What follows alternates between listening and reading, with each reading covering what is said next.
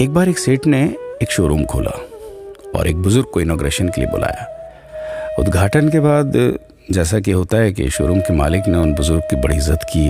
बड़ी इज्जत अफजाई करने के बाद उनको बताया कि देखिए, यहाँ पे 21,000 चीज़ें हैं इस शोरूम में बेचने के लिए।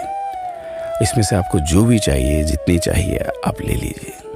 बुजुर्ग हंसे और बोले कि इनमें से एक भी चीज़ मुझे जीने के लिए ज़रूरी नहीं लगती। मुझे तो इस बात का ताज्जुब होता है, आश्चर्य होता है कि इंसान इन सभी गैर ज़रूरी चीज़ों का इस्तेमाल करता कहाँ है। अब देखिए, एयर फ्रेशनर के बिना किसकी सांस रुक गई? फेस वॉश का इस्तेमाल नहीं किया तो कौन काला हो गया? होम थिएटर लाकर कितने लोग कलाकार बन गए? कंडीशनर से किसके बाल मुलायम और काले हुए हैं? अरे, जो डाइनिंग टेबल यूज़ करते हैं, क्या उनके घुटने नहीं दुखते?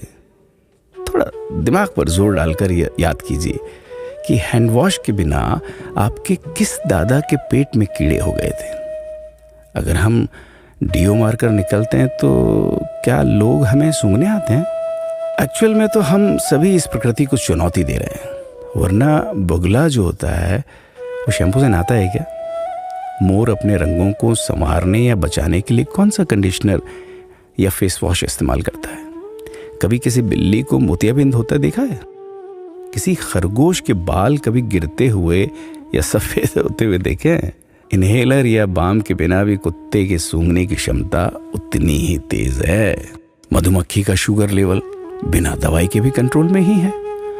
अलार्म के बिना भी मुर्गा रोज उठकर बांग देता है। दरअसल इंसान पैसा खर्च करके दुखी होने की चीजें खुद ही खरीदता रहता है। नेट बंद तो दुखी, लाइट जाए तो दुखी, मोबाइल का चार्जर खराब तो दुखी, केबल टीवी कट जाए तो दुखी, मच्छर मारने की दवाई ना मिले तो दुखी, महिलाओं को मेकअप ना मिले तो दुखी, मैचिंग कपड़े नहीं मिले तो दुखी। आजकल इंसान 10 मिनट में 20 तरह से दुखी और परेशान रहता है।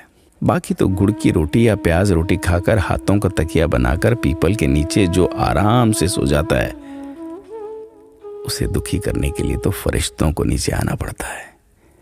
ये सब देखा देखी का खेल है।